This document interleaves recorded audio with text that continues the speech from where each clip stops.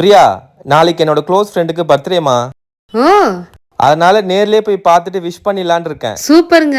அவனுக்கு கடாய் பன்னீர் மசாலா ரொம்ப பிடிக்குமா. அதனால நீ செஞ்சு கொடு. அதை அப்படியே கொடுத்துட்டு அவனை பார்த்துட்டு வந்துடுறேன். கண்டிப்பா செஞ்சு தரேங்க. அப்படியே நானும் உங்க ஃப்ரெண்டுக்கு விஷ் பண்ண சொல்லிடுங்க. கண்டிப்பா சொல்லிடுறேம்மா. பன்னீர் வச்சு ரொம்பவே ஈஸி அண்ட் அதே சமயத்தில் ரொம்பவே டேஸ்டான இந்த கடாய் பன்னீரை ட்ரை பண்ணி பாருங்க.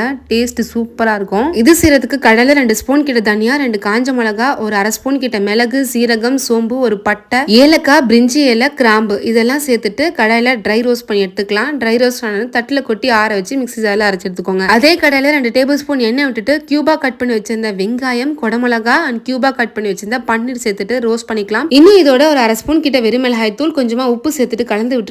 லைட்டா வந்து பன்னீர் ரோஸ்ட் ஆகும். ஸோ இந்த ஸ்டேஜ்ல நம்ம தட்டில் தனியாக எடுத்து வச்சிடலாம். நீங்க பன்னீருக்கு பதில் மஷ்ரூம் இல்ல எந்த வெஜிடபிள்ஸ் வேணாலும் சேர்த்து செய்யலாம். டேஸ்ட் சூப்பரா இருக்கும். அதே கடாயில 2 ஸ்பூன் கிட்ட திரும்ப எண்ணெய் விட்டுட்டு 2 பெரிய வெங்காயத்தை பொடிசா நறுக்கி சேர்த்து வதக்கிக்கோங்க.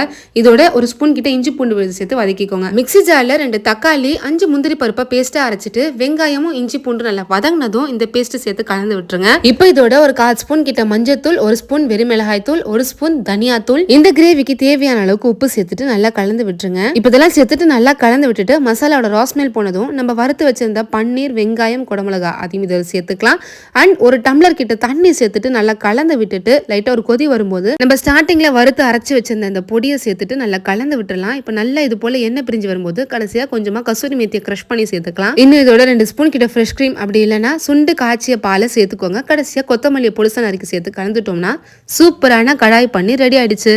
இது சப்பாத்தி, நான் அண்ட் பிளெயின் புலாவுக்குலாம் சர்வ் பண்ணீங்கன்னா அவ்வளவு டேஸ்டா இருக்கும். நீங்களும் இந்த ஈஸியான கடாய் பன்னீரை ட்ரை பண்ணி பார்த்துட்டு எப்படின்னு சொல்லுங்க.